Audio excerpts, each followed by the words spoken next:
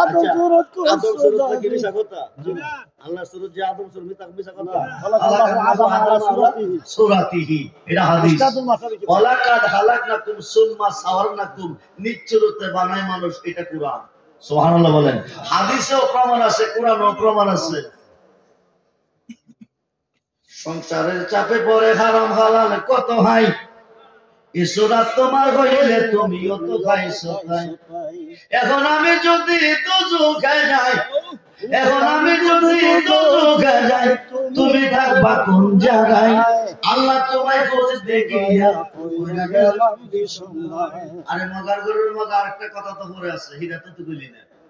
হাসরে ঘূর্ণিদানে, হাসরে ঘূর্ণিদানে যারে আমি সামনে পাই, সেটাই আমার পরম বন্ধু, তার চরণে শির ঝুঁকাই।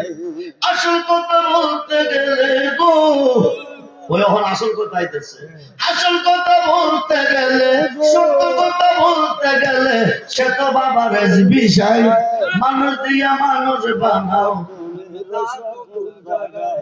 আসরে মিজানে, নিদান কালে পাইবেন আপনারা বাবা রেজবিরে। হক মালিক বাবা রেজবি কোটি কোটি কোটি কোটি নেককারকে না, কোটি কোটি গুনাহগারকে পার করে জান্নাতে। সুবহানাল্লাহ। যদি আমি এই গান গায়া গুনাহগার হয়তো রেজবি সাহায্য আমার জন্য ওয়াজিব। সাহাসিত্তার সহিহ হাদিস বুখারী শরীফের সরা, ইয়াশফাউ ইয়াউমাল কিয়ামাতে সিত্তাতুন, হাসরের মাঠে 6 শ্রেণীর লোকের হাতে শাফায়াতের ভার দিবে, তার মধ্যে বাবা রেজবি। জনগণ সুবহানাল্লাহ। মিশকাত শরীফ বাবু শাফায়াতের অধ্যায়, ইয়াশফাউ ইয়াউমাল কিয়ামাতে সালাসাতুন, হাসরের মাঠে 3 শ্রেণীর লোকের হাতে শাফায়াতের ভার দিবে, তাদের কোটি কোটি গুনাহগারকে পার করে তারা জান্নাতে দিবে। আর বড় বড় গুনাহগারের পক্ষে থাকবে নবীজির শাফায়াত। সাহাসিত্তার 6টা হাদিসের মধ্যে একটা হাদিস ইবনে মাজাহ, আল্লাহ রহমান হয়ে তাকান নাই, রাহিম দয়া করে নাই, গাফফার মাফ দেন নাই। বড় বড় গুনাহগারটি নিয়ে নবীজির কোঠে দাঁড়াবে। রাসূল বলেন শাফাআতি লি আহলিল কাবাইর মিন উম্মতি, এই বড় বড় গুনাহগারকে আমি রাসূল হাতে ধরে টেনে টেনে জান্নাতে দিয়ে দেব। যখন সুবহানাল্লাহ। বড় বড় গুনাহগারকে নবীজি পার করে জান্নাতে দিবে, বাকি তারারে আল্লাহর ওলিরা পার করবে। সুবহানাল্লাহ। এই কামিলুল ওয়াল আরিফিন সলিহিন ব্যক্তিরাও পার করার অধিকার আছে। আরে মসজিদের নাম তো নামাজও স্মরণ করতে হবে। নামাজের ভিতরে মসজিদকে সালাম দিতে হইব। 5 ওয়াক্ত নামাজের ভিতরে আল্লাহর ওলিকে স্মরণ করতে হবে। 2 বাতার মোল্লা কবে না, আল্লাহর ওলিকে 5 ওয়াক্ত নামাজের ভিতরে স্মরণ করতে হবে। আল্লাহর ওলিকে 5 ওয়াক্ত নামাজের ভিতরে সালাম দিতে হবে। যেই নামাজে নবী নাই, যেই নামাজে ওলি নাই, এরা জাহান্নামী। যেই নামাজে নবী আছে, ওলি আছে, এরা হবে জান্নাত। যখন সুবহানাল্লাহ। মনোযোগ।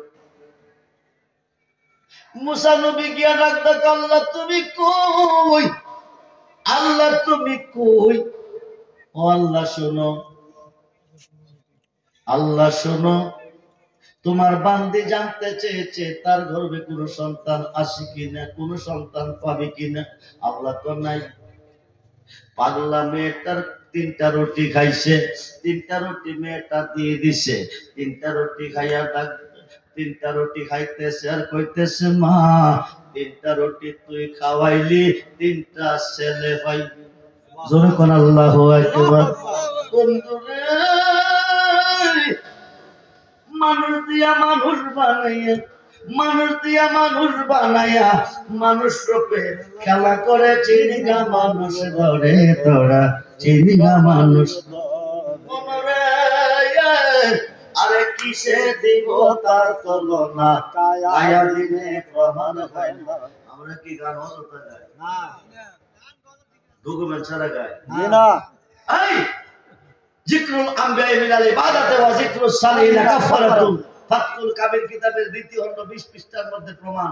নবীজির শান গাইলে ইবাদত হয়, আল্লাহর ওলির শান গাইলে গুনাহ মাফ হয়। সুবহানাল্লাহ সুবহানাল্লাহ। মেয়েটা 3টা রুটি দিয়ে দিলেন। আল্লাহর ওলি কো, মা 3য় রুটিটা আমাকে দাও না।